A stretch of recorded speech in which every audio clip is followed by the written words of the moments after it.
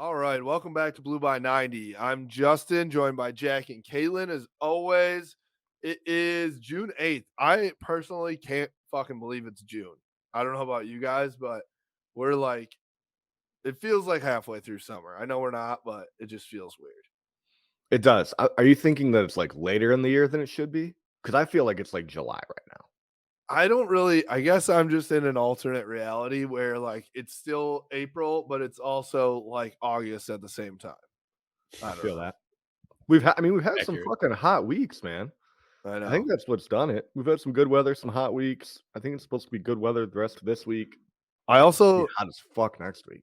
Yeah, I also think I have COVID right now, so I think that's a little bit like, getting to the brain Getting a a little little brain bit, fog there. but, I mean, how many people out there are going to have COVID and still be like, "No, we've got to record a podcast." We do it for the Probably not people. many.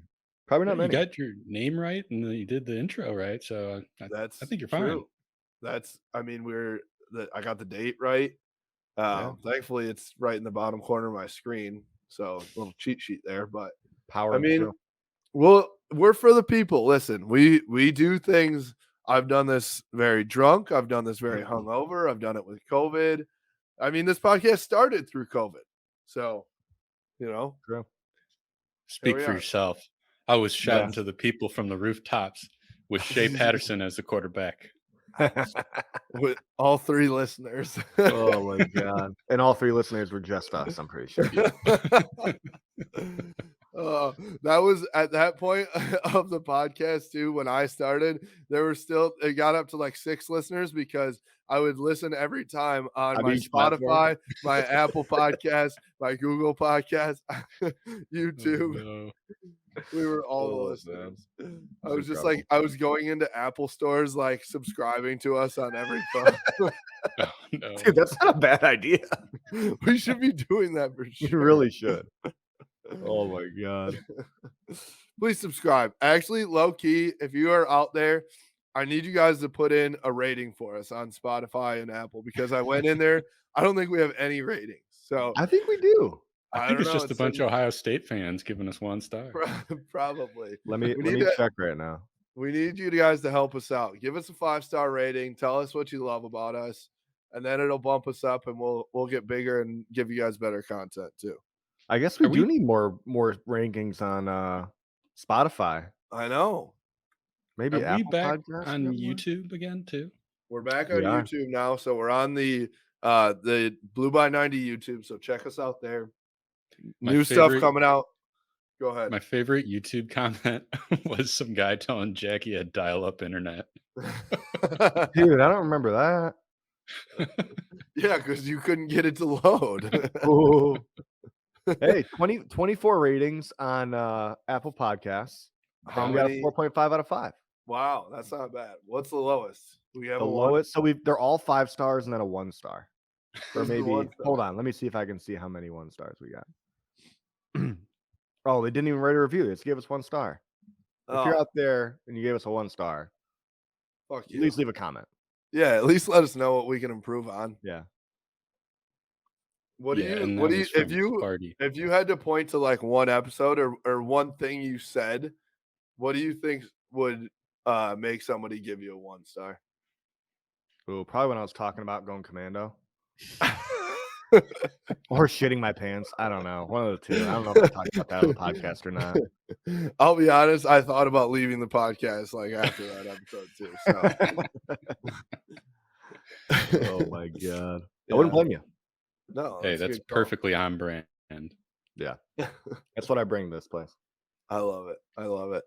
All right. What's going on? First of all, I want to talk about how the world Baseball hates got hosed. Michigan. The world hates Michigan.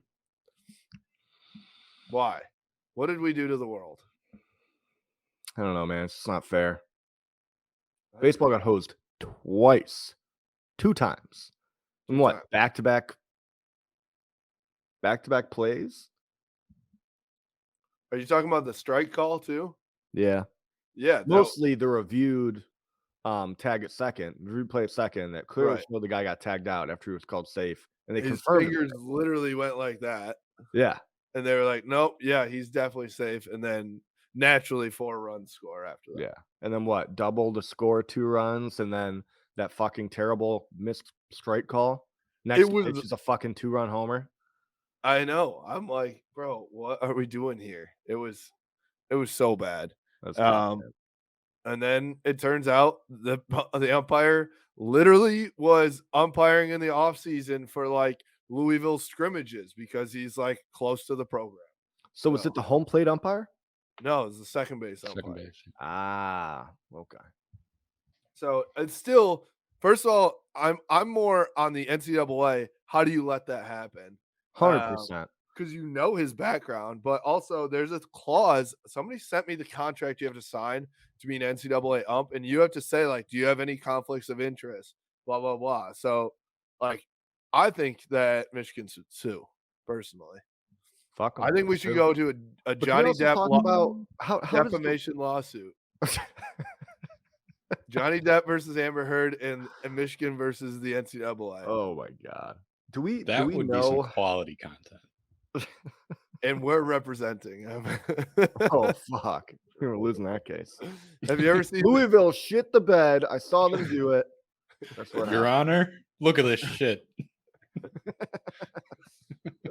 What also do also we know the block how was clean. You've been talking. Shut up. Shut up. Let me talk for a second. Do we know how the review process works in college baseball?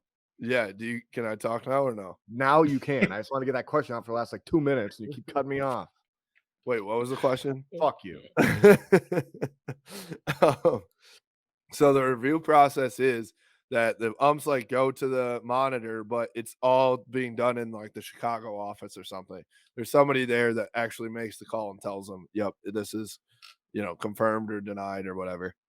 That's what I want to know. I want to know who made that call. Yeah. I think Can we the hunt them down. Manager ask for something to be reviewed though? Good question. Or is it just like I don't know. That's a good question. You expecting us to know a few things? Like I had the first one ready and I sounded smart, and then you I put it on like a tee for you. One Then more Caitlin comes follow-up in with like a question. 105-mile-an-hour fastball. Hey, High Jules cheese. Amaya over here. Yeah. For real. Break your finger playing Guitar Hero. Well, that was my one.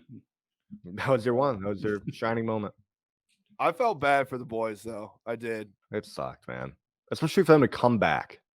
To come back into that game when it looked like they were dead to rights, and they should have gotten a victory, but got fucked. You know what was the craziest stat though? That out of the last every single one of their last 12 games, they were the underdog and they won 8 of them. It's pretty crazy. That's an amazing stat. Mm-hmm. Yeah. So that's pretty insane. Good for the boys though to make a run. It would have been incredible for them to go to supers, but hey, I'm going to be very honest right now. I feel like that team already overachieved by getting to the regional final. Yeah. So they overachieved by getting to the regional and winning the Big Ten. Win the Big Ten tournament. I mean, that's huge. Yeah. I mean, that's a victory of a season. You're hanging a banner. It's almost like a rite of passage just past year to like win the Big Ten as a Michigan sports team. Mm-hmm. That's true. That is very true. Very true. 13 of them. I feel like if you're in the Big Ten and you didn't win like a championship in any sport, you should be kicked out. I think you should be relegated to the MAC. Relegate them to the MAC? Relegated to the MAC, or just like relegated to like the Milky Way galaxy. Just get them the fuck out of here. Either or, I would be happy. For those who don't know, we're talking about Michigan State. I don't know if you know this or not. I may or may not have said this before, but Joey Velasquez has 2 Big Ten championships this calendar year, and Michigan State has 0. Wow. I knew that, but I forgot, and now I just remembered and got excited all over again. So I'm going to use that stat for the rest of 2022. Incredible. So I'm going to put that on a tank top or something and like wear that to the first tailgate. We need to get him. We need to get him a shirt. We got to get a Big Ten championships, and then Joey V 2, Michigan State 0. Yeah, can I get a shirt with that on it? I like that. There you go.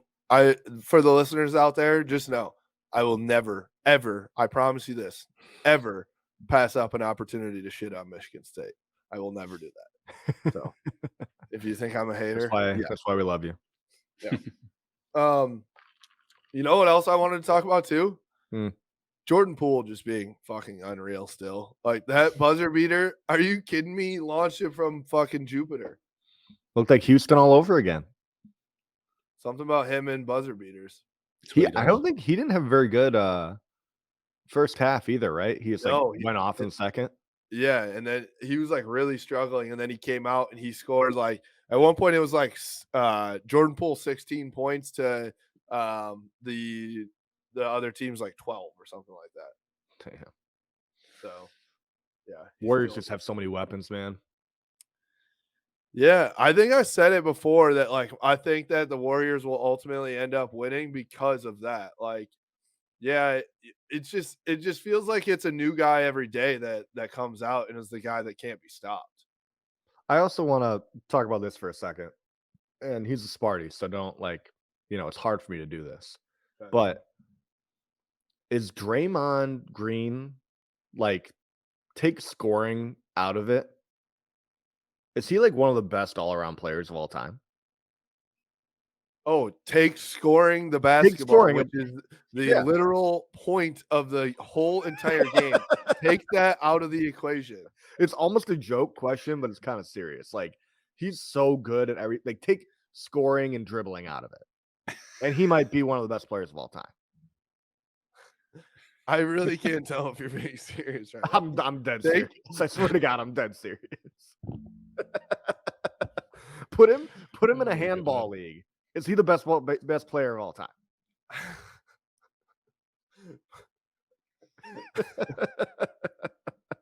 I'm trying to think about this. If you take like being smart and being able to talk well, then he would be the best lawyer of all time as well.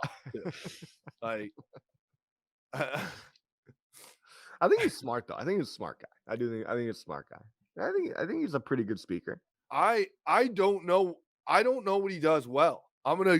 He's a great defender.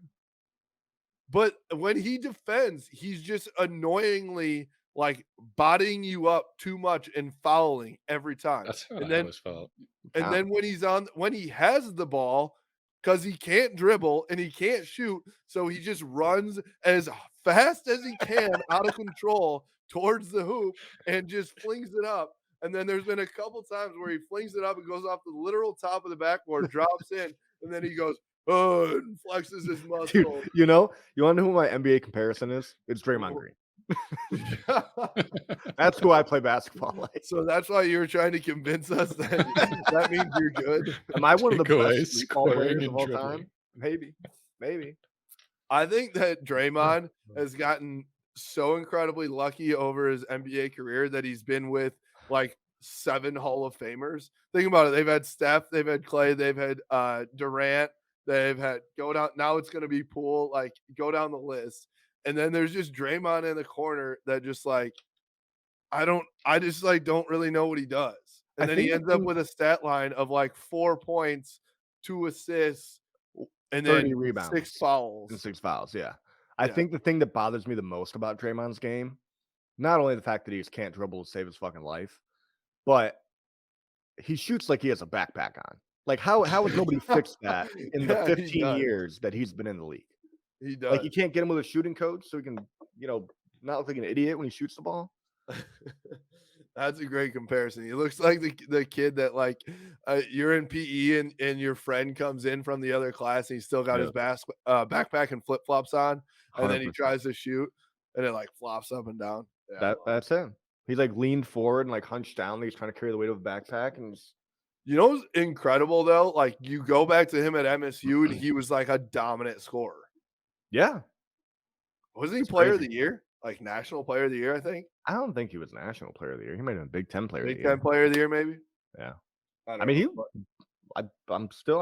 backs up my, I think he's a great all around player, minus dribbling and scoring. And I love that you were so dead serious until you realized how dumb it sounded. I'm still serious. I still believe it. Take away dribbling. Change the entire sport of basketball Okay, you can't And he's move one of and the you best. can't score. What do you guys think Yeah. about this guy? Draymond's the best of all time. He's number 1 overall pick. Oh my god, I really cannot do that. I mean, Take the dude- away. Go ahead. No, go ahead. I was gonna say take away. I don't know. Take away throwing the ball and take away handing it off. And Mark Sanchez is the best quarterback of all time, I think. But he doesn't. I mean, he ran into like a butt, dude. Like he can't even move his feet where it's supposed to go. Either can got him. Draymond. If Marcus Sanchez was a dominant safety, then there we go. Then I would agree. Who's the if you take away throwing interceptions, Nathan Peterman's one of the top quarterbacks in the league. Agreed, 100%. If he just didn't throw 6 picks a game, he would have been Is he really still in good. the league? I don't think he's still in the league. If he's still in the league, then I don't know what to say. I don't think he is. I don't know. So what's hockey up to, and then what's the series for Celtics Warriors? Oilers, I think, are getting spanked by the Avalanche. Colorado, 3-0. Colorado leads 3-0. Then the Yeah. Rangers are leading over the Lightning 2-0. That's a boring playoffs. Yeah. Fuck the I thought it Avs. was 2-2. I thought series was tied. And they Rangers play Lightning. tomorrow. Yeah. Oh, you were so right. Where the fuck did you get 2-0 from? Missed a couple games. I was looking at game 2. Sorry. My brain is just not at its That peak. COVID brain, dude. COVID brain eating my brain. Yeah, tomorrow 8:00, tied 2-2. What a series! What a great series. Oh, what's the Oilers series? Is that actually 3-0 or is it like 3-1? No, Colorado already won it 4-2 Yeah. or 4-0. 4-0. Yeesh. Poor Oilers. Actually went to OT on Monday. Yeah. They were fighting. Yep. So that's hockey. What else are you saying? Playoffs? I think it's 1-1. They play tonight or tomorrow? I don't know. You're supposed to know that. They play tonight at 9. Do they play tonight at 9? Cool. Yeah. So I want to let's all predict Draymond's stat line. Deal. And then tomorrow, while people are listening to this tomorrow, or today, if it's you, then you can clown us, or this would be the one time he has 25 or something like that. I'm so pumped for this. As we're doing this, I'm gonna actually bet His stat line. Well, what's the Portnoy put something out? It was our friend Dave Portnoy, who commented on our Instagram. Our boy Who Prez. knows who He we did are. comment on our Instagram. We are basically best friends now. But I do. Oh, so here's another one. Where's the win 5 UKMC 4-play? Damn, there was a bet that was Draymond over 4.5 fouls in the game, and I was gonna take that over for sure, but I can't find it right now. But there's a bet with Dave: Celtics and Red Sox both to win plus 225. I don't hate that. Mm-hmm.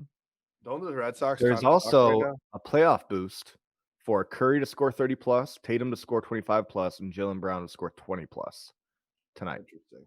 Plus 340. Interesting. Might have to do a little. All right. parlay. What's the punishment for whoever's the farthest away for Draymond's stat line? What are we doing? Points? I say points, assists, rebounds, fouls. Okay.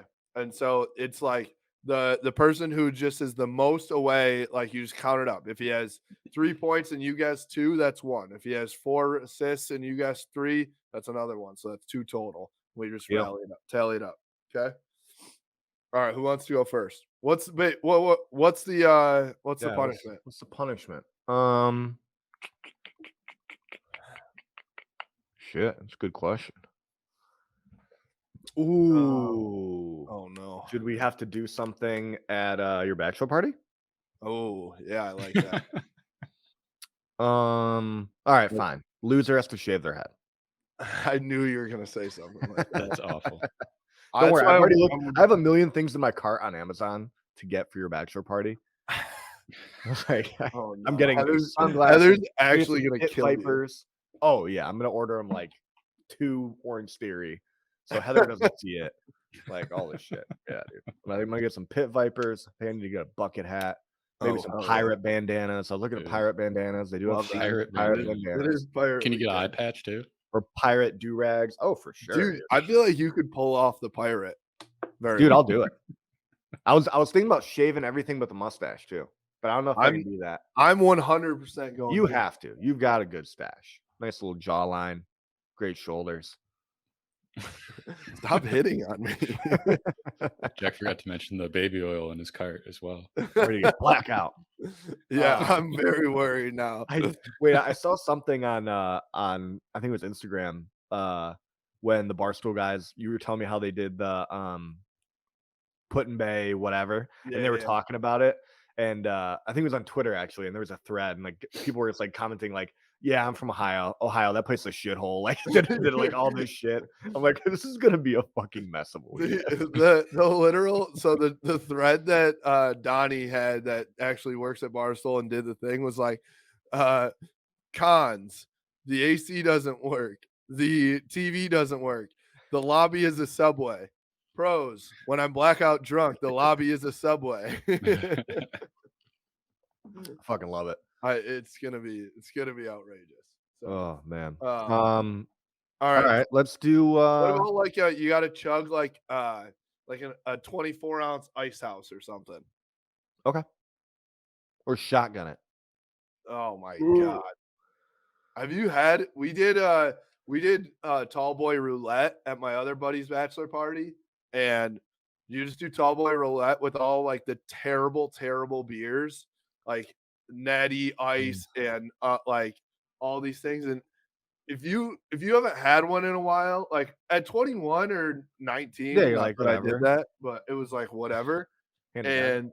And now I'm like, this is going to end my life. Maybe we do whoever loses has to drink a Four Loko.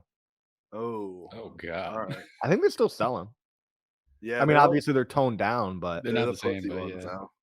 yeah, Yeah. that'd be fun. I really hope Kalen gets that one. All right. Well, drink of your choice. 24-ounce drink of your choice. You got to drink it at the bachelor party, and we film it. Buy it yourself. And buy it yourself, and we film it, and we put it on Twitter so that everyone can laugh at you. Deal. Perfect. All right, I'll go first. Stat line. Let's go 6 points. Are you writing this down? Yeah. I can't tell if you're actually writing it down. Are you writing it down? Yeah. All right, 6 points, 5 assists,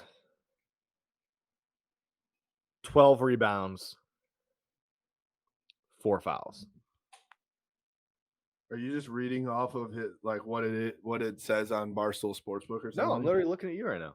4 fouls. 4 fouls. Okay, Kalen. I'm going high on the points, 9 points. Ooh. We're not doing field goals, right? No. Assists. Assists. 6 assists. Okay. 8 rebounds. And I'll also go 4 fouls. 4 fouls. Okay. I'm going to go 4 points, 3 assists. I'm going to go 9 rebounds and 6 fouls. He's going to foul out. But if he just doesn't play rebounds, let's go tonight. Rebound. Yeah, if he doesn't play, then we all do it. He's like, I'm just not feeling it. Then we're all fucked. Yeah. Wait, I'm thinking instead of waiting all the way to the bachelor party, we got to just do this weekend. Okay, I'll be at a wedding, but I'll see if they have tall boys. Yeah, I got a wedding as well. So, sir, do I you know want it's a classy affair, but do you guys have you want photos here. do you want a Pinot Grigio, or would you like this vodka soda? Do you have any Four Loko? I really need a Four Loko if you got it. Hey, they got it in kegs. That's true. That's true. Do they? Well, yeah, we gotta do that and film No. it at some point this weekend. Okay. Deal. All right. Well, let's end it on that. We've got Anthony Treash from PFF coming on here to talk Michigan football and college football. He was awesome to talk to. Dude, anybody that we've talked to so far from PFF, and we're going to keep having these guys on because we've built a great relationship with them. They are like walking encyclopedias. It's insane. They can just like rattle off guys' names and stats and stuff like that. And so they're literally like, you know, the 69 logo, the what's it, yin yang. They're the yang to our yin. Because we don't really my know God. anything, You but know the we're 69 logo. Oh my god. they're the yin to our yang Oh. because they actually like know things, and we're just like kind of Three you know, assholes. yeah. So Oh, this anyway. is going to come out on June 9th as well. Happy 6-9. 6-9. Happy Day. 6-9. Dude, all part of the plan. I like that. I like that a lot. Nice. Cool. Nice. All right. Well, we'll talk to you later. Go follow Anthony at PFF_Anthony as well. We appreciated him coming on. We had a great conversation, and here it is. We've got Anthony Treash from Pro Football Focus on today. We appreciate you joining, man. How you doing? I'm doing great. How you guys doing? Doing well. Doing well. Hanging in there. Yeah. So I should have asked this before we started recording. It is Treash, correct? It's actually trash, but honestly, Oh it's like that's a big debate in my family that I just don't even get involved with because everybody pronounces it differently. And no one gets it right the first time. So don't feel bad for getting it wrong. That's actually how like half of my family says it, but I rolled with trash, so that's how I say it. But you know, What's it's like- kind of whatever at this point. What's like the worst mistake you've ever gotten? Oh, trash, easily. no. Yeah. I mean, I'll never forget. It was like I think it was second grade, end of the year award ceremony. Some teacher never heard of me, reading off names, Anthony Treash, you're like 8 years old, everyone's pointing at you. Yeah. And then it just sticks from that point on. But now, I mean, that's probably the worst one, but it comes up every once in a while still. Tony Trash? Oh no. Mhm. Tony Trash. Oh Yeah. God. All right. We won't put you through that much misery here. We like you already. So but welcome to the pod. We appreciate you coming on. So you are the lead college football analyst for Pro Football Focus. Tell us how you got there and whatever you've been doing to get to that point, and also what you've been doing while you're at PFF.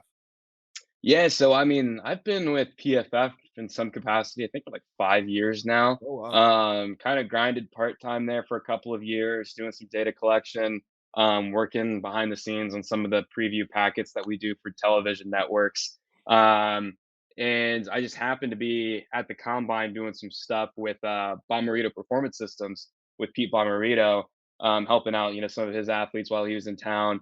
And I saw Steve Palazzolo's 7-foot ass just walking around the Marriott. I was like, hey, I work with you guys.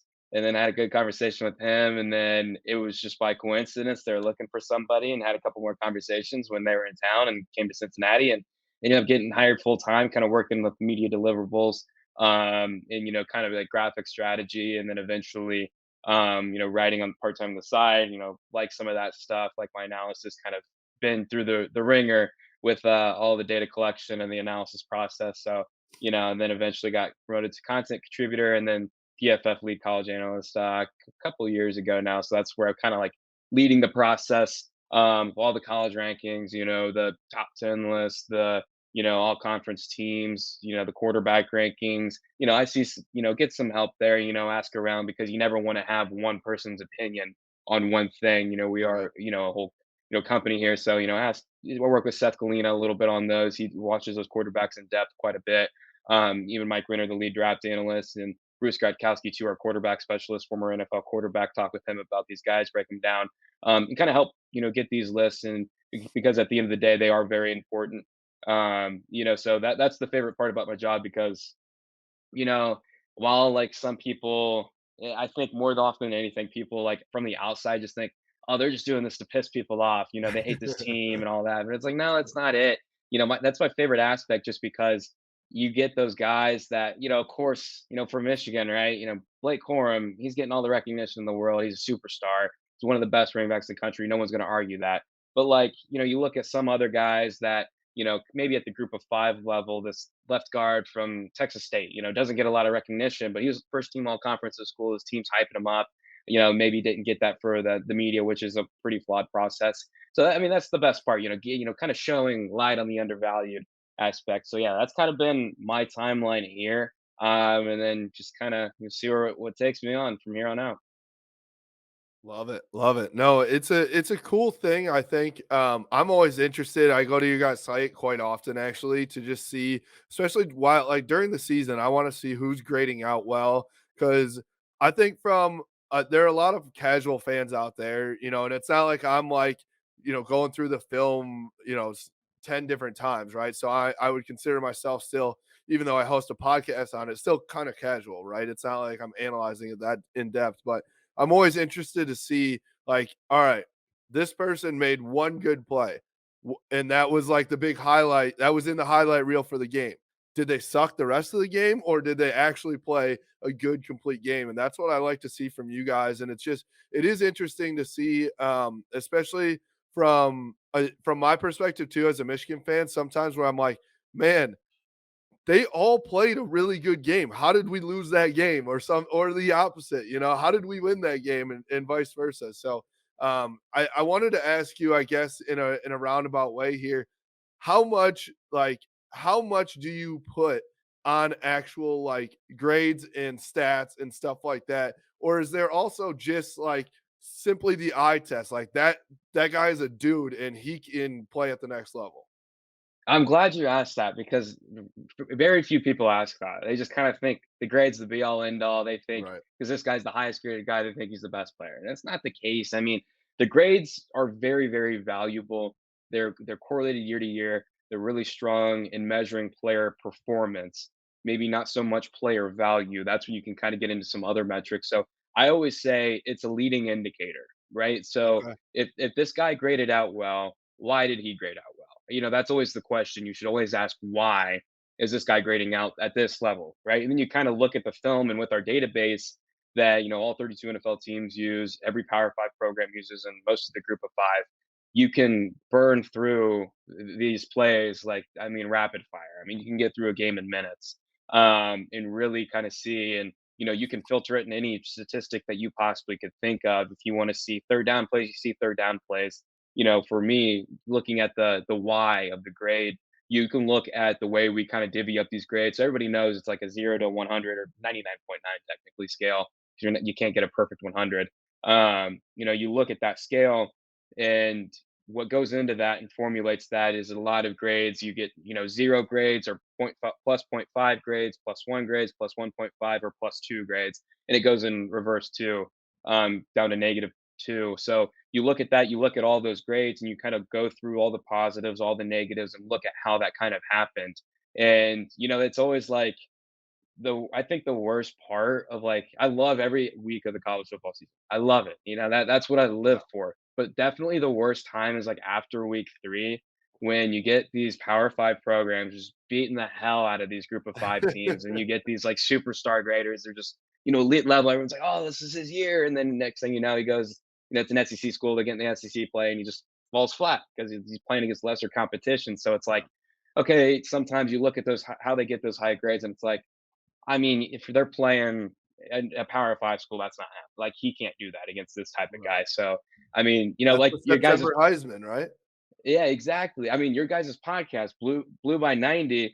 I love the name because it's going to be Blue by 90 each of the first 3 weeks of the year for them. And I guarantee it, they're going to be off the charts in all kinds of metrics. But it's probably going to be justified in a lot of aspects. But you'll get some of those teams in there that maybe aren't so much justified there. So going back to your original question, it's not the be all end all. Definitely a leading indicator. Yeah, I hold a lot of faith in him. Obviously, I mean, I'm biased. I work for the company. Right. I think it's an excellent grading system. I think it's better than a lot of people give it credit for. But it's definitely not. We're holding it up, saying no, this is exactly right every single step of the way. Every once in a while you'll see a high grader that's probably not as good as one would think given his ranking there. So It makes sense. Kaylin, you got a question? Well, I was just gonna say I love browsing the site. Like it kind of gives me the same appeal as like you ever been on like College Football Reference or something like that, and like I just get lost in so many Yeah. stats, numbers, whatever's going on, and like there's plenty of times where I'm like, how the hell is this guy graded so high? Oh, he's only got like 4 pass attempts or whatever, right? yeah. So I just love the website layout. Um, I was kind of curious. You have so many stats, and it's year to year from like players and teams and things like that. Has there ever been any thought about like moving even forward to like grading coaches? Yeah, so we actually have that behind the scenes, and actually, I mean, I'm not sure if you guys saw, but we have Connor McQuiston, intern of ours, but under Flyers, he ranked the NFL head coaches, and he kind of used his own system there. It's hard to kind of rank those types of player or those types of coach that whole atmosphere really, and getting a firm answer. And I think we do have a pretty good system that's behind the paywall that teams do use, and we do consult with teams, at the NFL level, sometimes at the collegiate level, as far as they'll ask, who would you hire based off of what your data is telling you. We'll give our input, but we know it's very. I think it's more valuable for play callers, where what they're doing, they're controlling that side of the ball. When you have a head coach that's kind of controlling everything, it's a little bit hard to pinpoint, but you can definitely get there. So it's definitely in the works. We'll see if it happens and gets to the public eventually. But it's also difficult because you don't want to you don't want to put anyone you don't want to make anyone pretty pissed, right? Because if someone's like one team's got the worst head coach in the country and it's kind of a surprise, and we also work with them, so it's kind of a balancing of everything. And so we'll see if that gets released out in the public. It's definitely there. But I think it probably might be a little bit of ways away, but that's a good question. It's definitely something, especially my guy Eric Eager, the director of research and development here, he's been obsessed with over it over the years. And if you follow him on Twitter, he tweet his Twitter's interesting. He tweets some pretty outlandish stuff sometimes, but he will every once in a while give an update, like top 5 play callers since like this week. And we also work with the Broyles Award a little bit, to get a good list of some of those play callers that exceeded expectations. So I have to ask then, and this can be a little bit of your personal opinion mixed with some of your objective expertise. What's your opinion on Harbaugh? Because there definitely seems to be like a narrative on him. Curious if maybe you have a more statistical view on him. Yeah, he's interesting. I don't think a lot of people could say they kind of had that same path for him. People calling for his job and then all of a sudden making the college football playoff the next year.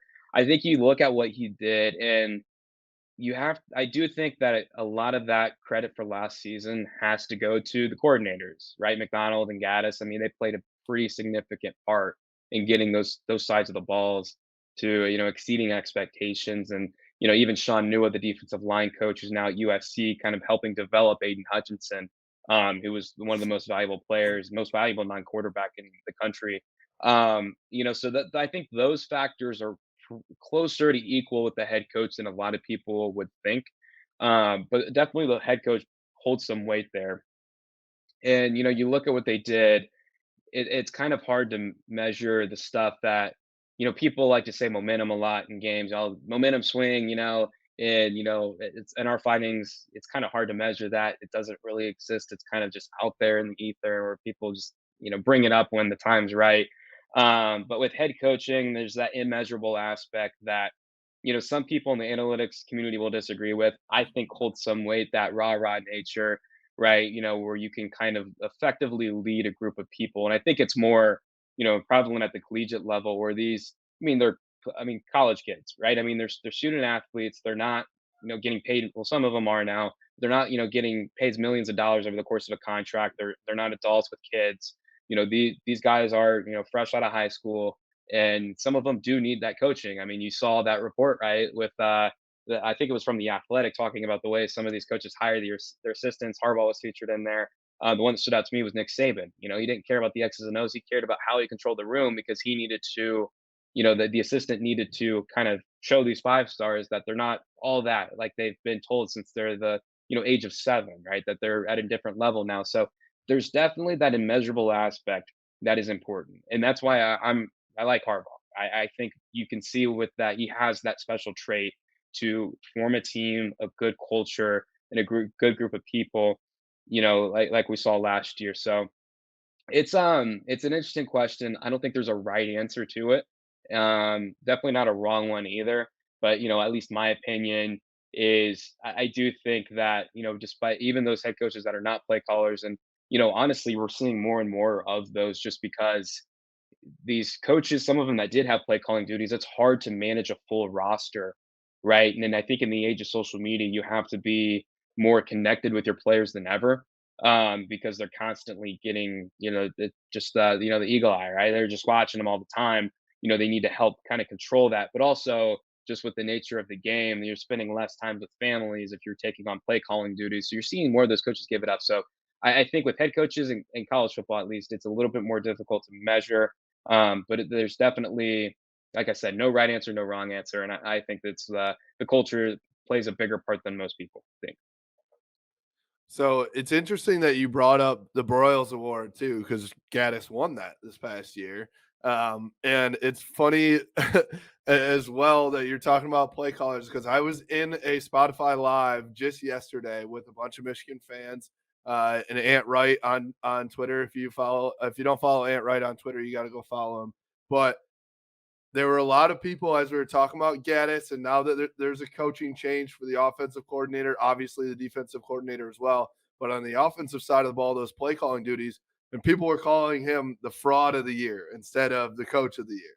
So I think there are a lot of people that like Josh Gaddis and what he did here at Michigan. Obviously, the offense was last year, even though it was run heavy, still one of the best offenses that Michigan has had in a really long time, right?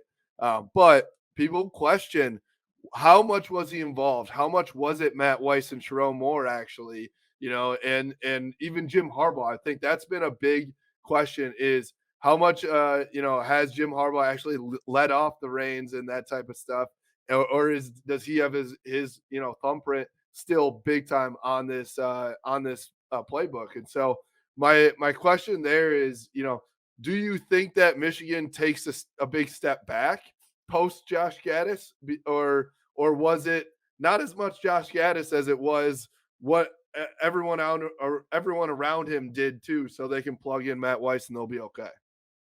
I think that's a very fair question, and I think with the way everything ended, it's even more kind of, this could be It was something that's so gonna happen. weird, wasn't it? Like, Yeah, it was like, all right, you win the Broyles Award, and then and then all of a sudden it sounds like Harbaugh doesn't really want him back enough to pay him right. what he wants. And so then he's like, all right, fuck you. I'm out. I'm going to Miami. And there we are. So that was so weird too. Yeah, it's hopefully we find out one day. I'm not sure we ever will, but I think that, again, I think it's a very fair question to ask, and there's no doubt Josh Gaddis played a part. It's just like you said, how much of a part did he play? And I think he knows I know he knows what he's doing, right? I mean, Right. Right. I think that's very, well known out there. And I think part of it too, that Michigan offense last year, like you said, very run heavy, and running the ball in the collegiate level, a little bit different from the NFL level. It's very valuable. If you have those difference makers back there, Michigan did with Yeah. Corum and Haskins. I mean, you can, be a game changing offense and lead by that. You can ground and pound the ball and be just fine as long as you have a quarterback that's not making mistakes. And Cade McNamara, for the most part, he was, some people may not like this, but he was a game manager, but that's perfectly fine. And then you had those moments every once in a while with JJ when he was put in there.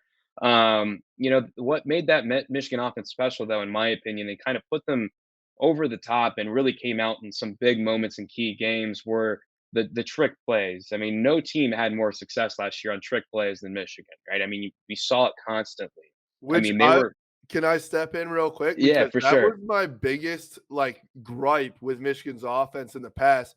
They never threw a wrinkle in, ever. Never even, like, a misdirection, and then all of a sudden, there was, like they connected on every single one of those plays, and it was unbelievable. So, I just had to say that too. That that's a perfect point right there. And I may be wrong here, but I believe I saw something where, they tried. I think some outlet tried to ask Harbaugh about, how much pull do you have with the offense, and he said, "Hey, every once in a while, let him know, give him the trick, every once in a while." And that's where my head kind of goes there. I think Gaz played a part in it, but I don't think he was alone in that. Yeah. So whether or not he was deserving of it is a very fair point. I mean, personally, um, probably not. I would have gave it to Jeff Grimes, the Baylor offensive coordinator. I thought what he did, considering the talent he had, which is very little talent down there, that he was remarkable. But and also too, he kind of had success in the past. Made Zach Wilson the second overall pick, Yeah. which is a whole nother can of worms we can get into. But no, it's definitely a fair point. I think Michigan's offense this year is going to look relatively the same, depending on which avenue they go at with quarterback. If Cade does have a short leash, and I imagine he probably will, then I think it could kind of get interesting there. But we could see another scenario where it's just like last year, right? Where it's mostly Cade. We get JJ every once in a while when they want to mix it up and kind of go for the big play. Some of those the trickery. I think that's definitely a possibility. I personally would ride with JJ, just given his high upside. And so I think Michigan's offense could be. I think there's a pretty established floor given the run game that they're going to have. They still have a good offensive line, of course, like I said, with Corum, and you have some other playmakers there as well. I still think you're going to see the trick plays, and I think you're still going to have success with those. They're not going to be, directly what they were last year, but they're going to, find a way to get, Donovan Edwards and AJ hitting the ball in their hands in space, and give them room after, run after the catch, or run in space in general. So I think there's a pretty established floor there. It's just kind of how high it can go. And you look at this team as a whole, that defense it's not going to be what it was last year. That's going to be upside of the ball. It's going to see some regression. And, I think, we've heard the stories too about, how under Don Brown, it was pretty vanilla. It was, cookie cutter. Everyone knew what they were going to do. They Yeah. just thought, we have the better talent. We're going to beat you, even though, it just didn't work. It worked Um, against teams that they had better talent against, exactly. Yeah. which And was that's great why, until you yeah. play Penn State and Michigan State and Ohio State.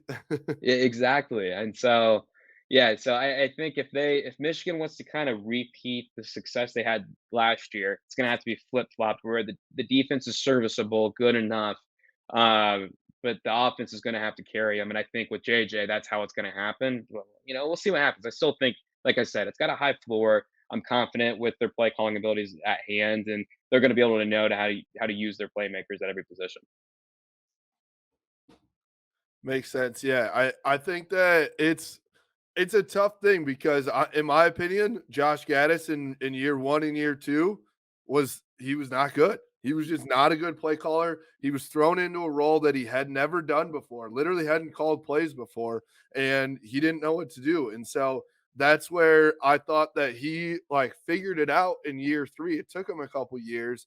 So this is my concern for Michigan's offense going forward in this year is Matt Weiss is in the same boat. He hasn't called plays very often, right? And so I think calling plays is this thing where you can play as much NCAA as you want, play as much Madden, watch as much film, have as many practices as possible. You don't really get play calling experience until you're in a game and a 3rd and 4 situation, and you have to know what you're going to run against that team, depending on what you see from the defense. And so I just don't think you get experience. I don't know if there are many people outside of like a Joe Brady that have come in and like immediately gotten it, and it's an immediately clicked. So my concern for Michigan this year would be like that the play calling and the offense could take a step back possibly. But I think to your point, like I think that's when you can't if the offense isn't like super prolific, and it's not like high powered, then you need a JJ McCarthy to come in and do that. You can't rely on Cade McNamara and just like ho hum down the field. So I'm a little bit concerned, but it'll be interesting to see how it goes. So Yeah, and it's interesting because like I don't think enough people. I mean, like any like anything in the sport of football, it's a lot harder than it looks. I mean, these yeah, guys are it's these guys not are Madden, different. right? It's Yeah, not Madden. yeah. Even play calling, it's like it's pretty easy just to sit there and be like, "Well, that was stupid." When you have like all the information in front of you, or these guys are Right. scrambling on the sideline. Yeah. Every once in a while, obviously, you can be like, "Yeah, this guy's probably not that good at what he's doing because of the consistency." Or every once in a while, you'll get a stupid decision, like Yeah. the New York Giants running a sneak on, what was it like, what 9 yards ago, third and 9 or whatever. I don't know. It was it's stuff like that where, but like there's a lot of people that just don't understand. Like that's one of the most difficult things is just to nail the play call, and kind of play chess there because the defense, they're watching film, they're studying you, you have to disguise everything to make sure they're not going to see what's coming there, and don't get too greedy because this worked earlier in the game and you think it's going to work again. And think about it too, because I mean, I always think about this. I played football and I know that you could have the exact right play call, but if you have 10 guys do the right thing and one guy doesn't, the play is blown up. Right. And so it's so hard to get 11, 20-year-olds on the same page with your coordinator, make it all go right. And then also the other team can't just make a miraculous play. Like it is really difficult. So, even like I know there are a lot of times where we went back and watched film and it's like, oh shit, we did run that right play call. They just ran the correct play call against us and hit the gap. And that was what did it. So it's one of those things that are tough. But I wanted to ask you this too, and then I'll let Kalen jump in here too. Give us somebody on Michigan who we're going to be mad about that their rankings aren't high enough. Ooh, I think Michigan's fan base is interesting because they're all over the place. Like you're getting like so many different opinions there. You get some of those like very passionate fans that everybody's great.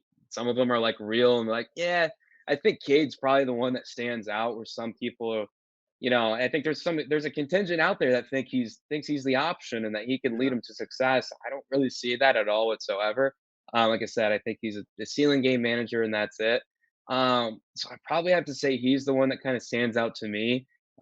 Everyone else is pretty high. I mean, I'm really high on it. Pretty much everyone else on the offense. I mean, that's the best.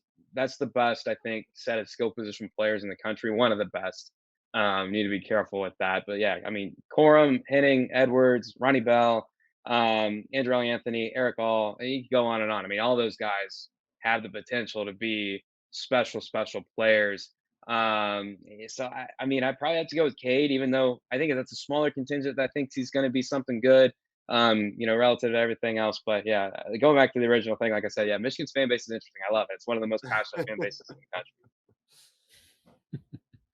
Yeah, you riled up the Cade and JJ fight Oh my a few God. months early here. Yeah.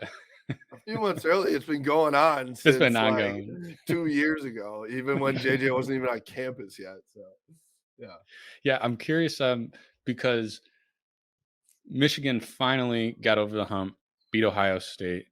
Now they have to go play Ohio State in Ohio, which obviously is arguably one of the toughest things in college football.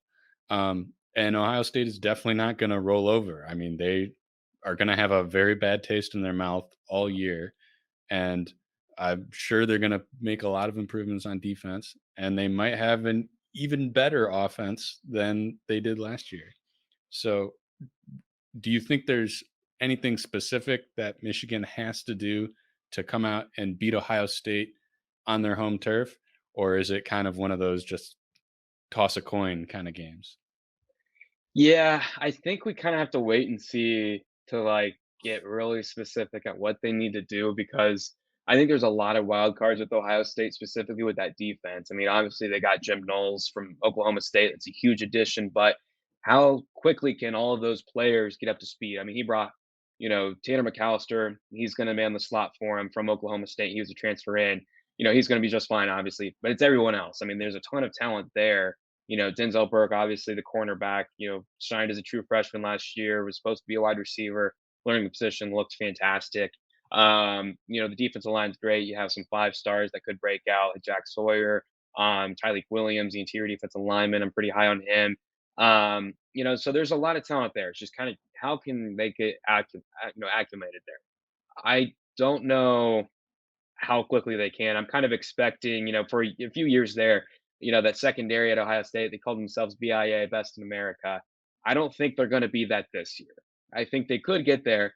They have the raw talent, but I don't think it's going to be this year. And at that point, you kind of have to. I go back to the quarterbacks because you're going to have a special quarterback that can put up points because, like you said, that offense is going to be nasty. And I think too with that offense, I still want to see more of CJ Stroud. Obviously, he's a top 5 quarterback returning in college football. He's great talent, got a big arm. My concern with him is like not that he can't be a good quarterback. I mean, he's going to be a fantastic quarterback. It's can he be a national championship quarterback? And you look at last year, you saw the early season struggles consistency wise against Oregon. Oregon ended up going in the shoe and beating them, shocking everybody. I think they were a couple touchdown underdog and did so. And you look at CJ Stroud, and I'm probably the only one that would say I think he played a bigger role in that than anyone else on the team. There were some mistakes by everybody, but I think he had some misses there. And you look at, I go back to his accuracy. It's if you look at the numbers over the course of the year, it's some of the best in the country. But he has some outliers because he's very inconsistent with his mechanics. And I thought he tweaked it when he sat out that game because of the shoulder injury. And I think he was kind of overcompensating a little bit. You didn't really see that core get used properly, and you saw some just wide misses where a lot of people kind of panicked early on before he started to kind of figure some things out. Now he's still kind of I didn't see that consistency that worries me when you're playing a team that's going to have a lot of force a lot more tight window throws. They're not going to be wide open alleys there like some of those teams he was facing down that hot stretch. We did see some growth from him where I was very impressed, kind of moving off his first read, when he was out going out there to have to make a play, make the right decision. I mean, he did it and he made some big time throws in there. So I think he's a very special quarterback. I think there's just a little bit more because like right now we're seeing a lot of debate, like who's the number 1 overall pick next year? Is it CJ Stroud or Bryce Young? For me, it's like right now, a lot's going to change. It could be completely different, but I think it's Bryce Young. And I personally can't see CJ Stroud above Bryce Young because I still need to see CJ Stroud show he's a championship quarterback. And I think those kind of issues that I outlined is something I'm going to be keeping an eye on. Now, I don't want anyone to take this like I don't believe in Ohio State. I think they're 1 of 2 teams that's going to win the national title. I just need to see that. So that's something I would be looking for on the offensive side of the ball. But of course, you have Jackson Smith and Jigba, Marvin Harrison Jr., Travion Henderson. Very good offensive tackle duo with DeJuan Jones and Paris Johnson moving over from guard back to his natural spot at tackle. I mean, this is going to be a very good team. So I think the questions I need to see before, because I think the line's probably out right now, but I don't know it off the top of my head. But I imagine Ohio State's a pretty hefty favorite. I think it was close to 2 touchdowns. I think it's 2 touchdowns. Yeah. And so I can see that based off of like everything it outlined. I think a lot of people think CJ Stroud's an elite quarterback, one of the best college quarterbacks that's walked this earth in the last few years, and that defense is going to rebound. I think that those are 2 things where I could see happening, but I'm very, very cautious to say that's automatic going to happen this upcoming season. And with the defense probably being the one I'm least confident in. So going back, that was a long ramble I just did there. But going back to your original question, if I had to bet that right now, I'd probably take Michigan. I think it would be a little bit closer than that, but like again, if Michigan's going to beat them, they're not only going to have Ohio State, those 2 issues I pointed out, be issues. They're going to have JJ McCarthy as their quarterback, and he's going to have to be the quarterback everyone's kind of expecting him to be. I think if Michigan wants to beat Ohio State this year, they're going to have to score 50+ points, honestly, because Ohio State is going to score 40-some, if not 50. And so it's just going to have to be a shootout, which that game being a shootout is the last thing that Michigan wants, right? It's the last thing, but you're going to have to play their game because it's in their house and that's what they're going to do. The question I have about CJ Stroud is, how good is CJ Stroud? Because he's made some tough throws. 90% of the throws he has, the guys are 10 yards wide open. So I don't know, like, I don't see him all the time, like forcing a throw right into a, tight spot and making an unbelievable throw. Yes, he has made those and he's dropped dimes and all that stuff, but it's not like he's doing that play in and play out. And this is me being biased for sure. I'll admit that right away. But I just like I don't know if we'll know truly if he is like that elite quarterback that you're talking about, that championship quarterback, even until after he leaves Ohio State and goes to the NFL, and then he's going against NFL defenses with the Jets at wide receiver instead of 3 top 5 picks at wide receiver. You know what I mean? Exactly. Yeah, it was good by you to clear that up that he has made those because you're gonna get if some Ohio State fan hears that, you're gonna see the throw against Indiana where he Yeah. just piped it down the middle. But no, I'm right there with you. I mean, he's made some incredible throws. He's been on time. It's just can like exactly like you said, can he do it at the NFL level? That's where I'm a little bit cautious to say it's a slam dunk automatic. Yeah, he's gonna be a superstar. I think there's some reason like there's a case to be made to be doubtful. Yeah. But he's still a very good quarterback. But yeah, I think, like I said, I'm not as bullish on him as someone like Bryce Young, who I think is well undersized. His footwork is NFL coaches are gonna have a field day with his footwork. They're gonna puke. They're gonna call him every name in the book for it because they're gonna be just frustrated.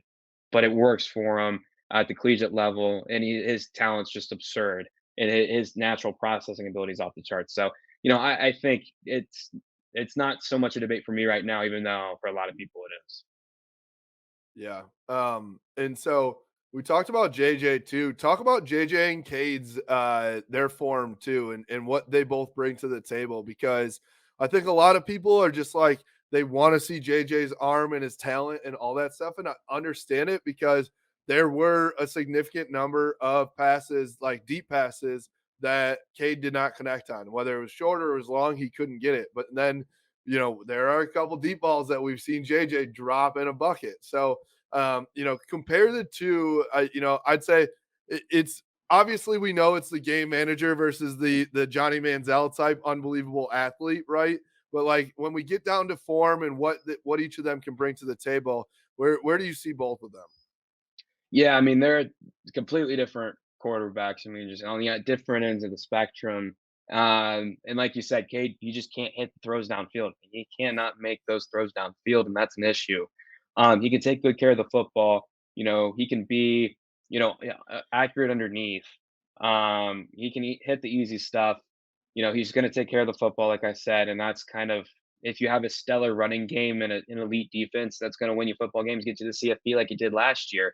But when you have some deficiencies on defense, you're going to need something to kind of help there. With JJ, you saw it last year, like you said. I mean, he's just an absurd athlete.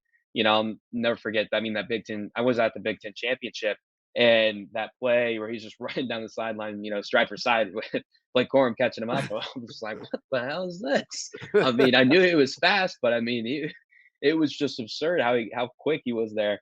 And so you look at what he can do there, the designed run game, but also outside the pocket on the run, creating plays off structure. Of course he had that awesome touchdown off platform against Michigan State. Of course that's kind of negated by the fumble, which is kind of you can argue it's on the running back too, but well, I'm putting that to the side. That's a Yeah. rare mistake.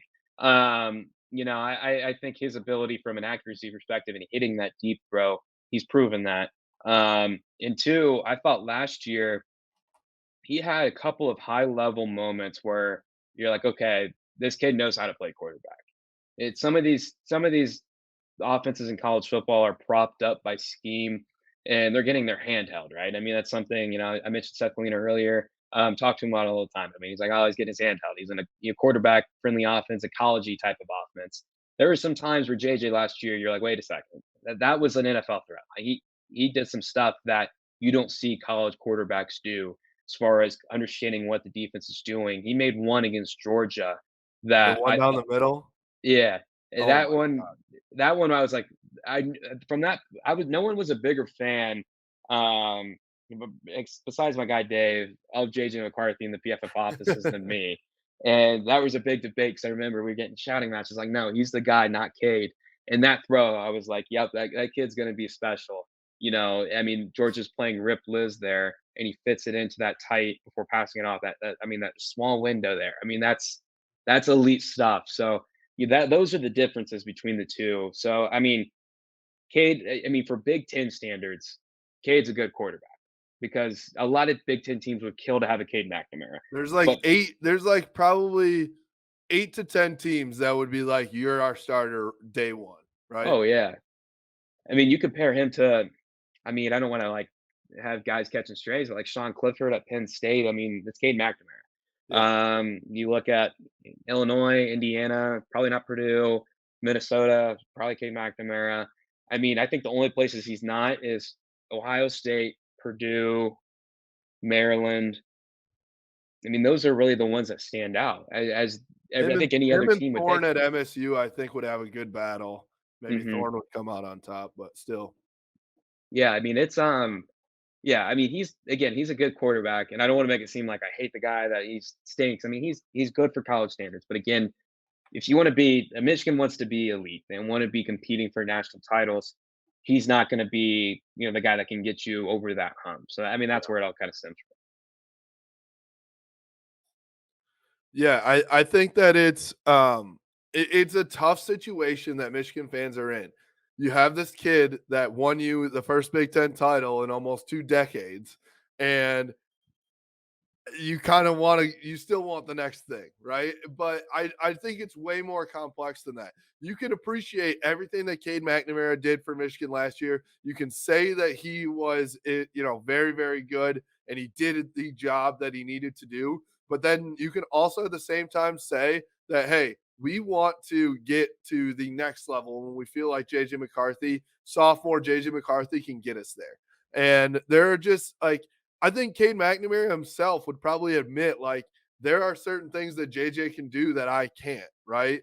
Now, with that being said, like, I know that Cade's leadership in the locker room is unreal, right? I know that he knows that playbook like the back of his freaking hand. So I think there are other things to it, but either way, we're gonna debate this until September 3rd or whatever, probably even later into the season anyway. So yeah. But Jack, welcome to the show. We appreciate you taking the time to join us. I came right on time. Was Yeah, slandering Cade or what? no. Anthony was. Anthony was. Anthony was. Anthony, modestly, on, modestly. He's a good quarterback. Nothing special, but I like Cade. Dang. We were just talking about what they both bring to the table, to be honest. But so all right, let's do some power rankings of the Big Ten here. So we talked a little bit already about Ohio State. Who else do you got at the top of that list that you think could be competing in both the East and then the West for to get to Indy? Yeah, I mean, I think it's Ohio State, Michigan. I'm not buying Michigan State. I think they're going to. Yeah, I think Tuck ain't coming. Yeah, so like Indiana, for example, 2020, unreal year, surprised everybody. Everyone's on the bandwagon, then they fall off a little bit last year. I can see Michigan State doing the same thing. I'm not saying they're going to go 2-10, but I think they're going to struggle a little bit more than a lot of people think. I think the loss of Kenneth Walker is significant. I'm not as high on Peyton Thorne as a lot of people. I think so. There's a difference in like flukiness and like having trick play success. Like Michigan had good offensive design, but they also had like special players that pair with that, where it's like some teams can sniff it out, but we just have better players that we're still going to beat you with it.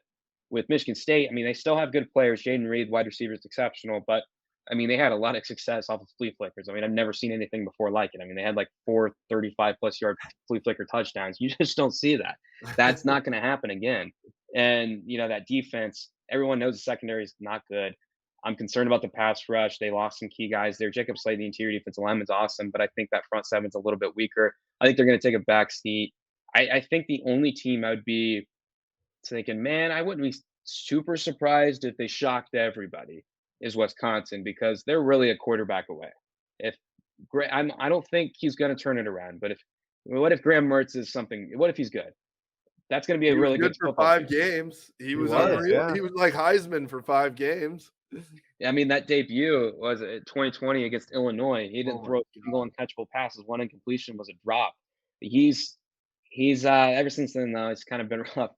And so, I mean, if he can turn it around, then we're talking Wisconsin probably, even though they lost I think their 2 most important players defensively with Leo Chenal and Jack Sanborn, the off-ball linebackers, which that scheme, Jim Leonard's scheme, those are the engines of that defense, right? With their blitz packages, their pressure packages. But I still think that they're going to have a lot of success there. So I think, it's probably, Ohio State, then Michigan. And I think there's a gap, but probably not as sizable as some people would think. And then Wisconsin. I think it's going to be Wisconsin out of the West. I think maybe someone could surprise them. I don't see Iowa doing it again because it was a lot of just relying on coverage play and interceptions, and that's not stable year to year. That offense is going to be a train wreck. Oh my God. Yeah. And By the so, end of the year, that was like that offense was so bad.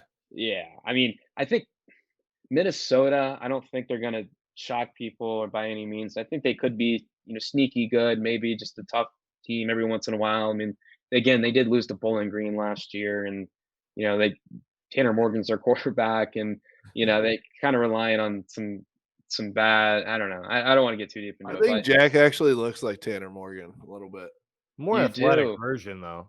More Yeah, athletic I version. think. Okay. I think if It- I played quarterback for Minnesota, that would really bring him up. You have the that's a little look. notch they need. You do have the look. Tanner came into the PFF offices one time, and he was a super nice guy. But now that you say that, I mean, it's spitting image. I mean, if you showed up in the PFF offices, is that Tanner Morgan back here? Yeah, but no. Dang, did Tanner start working out a little bit harder? Just need some PJ Fleck in your life. Right. What about like Boilers, right? I mean, I saw that they have a really highly ranked QB, like one of the highest ranked QBs in the country, which I found a little bit surprising, but like interesting. Yeah, and they're a team too. That's a sneaky team. I wouldn't be surprised if we're looking back and they're I don't know. This is a loose record projection, but I wouldn't be surprised if they're 8-4, maybe 9-3. I could see them surprising some people because of Aiden O'Connell, the quarterback. I mean, that's a legit quarterback. He can do some special stuff. The wide receiver room is a little thin with losing David Bell, but they still have Milton Wright, former 4-star recruit. But offensive line is going to be decent. I think they're going to be good offensively. It's just the defense. That's where all the questions start to arise. Can they cover? So, I think Purdue's going to be a sneaky good team as well. I still think though, I would be pretty surprised if it's any team other than Ohio State or Michigan coming out on top. And, Maryland's also a sneaky team, but they're in the East. They're not at the level Michigan and Ohio State are. I think this is a conference that really, really needs the divisions just wiped because the East is unfair. I mean, it's super stacked to the point where it's just unfair to teams like Maryland, Indiana, and Rutgers is the other one, right? Yeah. Mm-hmm. Yeah. It's just unfair. It's unfair to those teams. So how would you do the conference then if you got rid of divisions? I'm with you. Like I think they should do what the Big 12 did or does. But like, would you have the top 2 teams play, or would you have some sort of different thing so it's not like Michigan, Ohio State playing each other every year? Yeah, I would definitely kind of do what the Big 12 does. I think that's probably the right strategy. I think you keep those rivalry games intact, and it gets tricky if you want to kind of do like those little pods where you play each other. You're guaranteed to play each other every year. But I think probably that's the best strategy, and keep those special rivalry games intact. But yeah, like I said, you just wipe them. I mean, it needs to be done. Tell us about your you've probably had a lot of like good interactions with players and coaches in college football, I imagine. Is there one that stands out that's like you had a hilarious interaction or something like a good storyline or anything? Oh, I gotta think. I got some of them I don't want to say, but Off the record. We'll stop. I think probably the funniest one was just like, at the Senior Bowl and shooting the shit with PJ Fleck, and he was just so in on these wide receivers because he's a wide receiver guy. He's been on, been over just like running these guys out, just like, look at this, you see that right there, and just he was just kind of breaking these guys down, like he was like the general manager for an NFL team. It's like, what are you doing? Like, these guys, you're not going to see these guys again.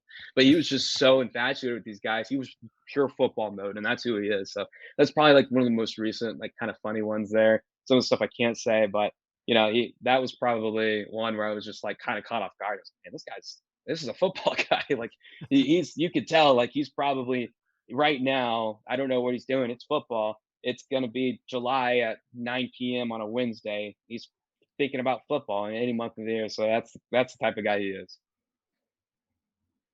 He does seem a little crazy, but it's like football guy crazy, where it's normal then if you're a football guy, right? Yeah, I mean, to be a college football head coach, you kind of gotta have the loose screw a little bit. I mean, that's just kind of the way it is, and those guys are some of the best obviously in the industry. So I mean, it goes to show what kind of like greatness is, and I think you could say that about any profession. Yeah. Right. Here's Oh, a truly difficult question for you. Uh-oh. What is a more difficult conference, the Big Ten East or the SEC West? Ooh, so I talked to Mike Locksley today, Maryland head coach. I saw And that. I asked him the same thing, and I mean, obviously he's going to say it because he's coaching in the Big Ten East, but he's like, yeah, I mean, coming from Alabama, he's like, that's pretty similar. I mean, the Big Ten East can go toe to toe with the SEC, and I think they're probably about the same.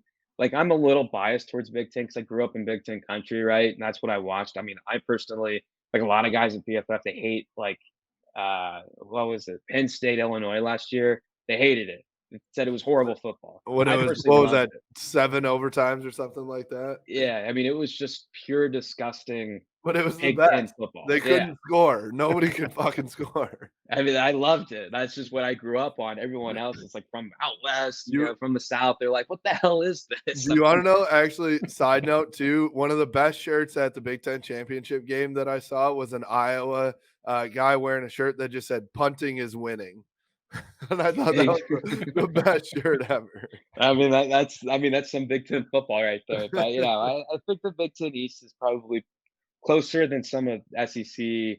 SEC Nation would be hard no. They're not even remotely in the same stratosphere. I think they're closer than that, but I don't know if the one's clearer than the other. It depends on the year.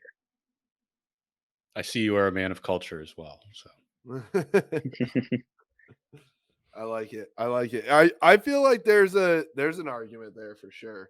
But if you ask anybody in the SEC, then it would be a different story, I imagine. So yeah.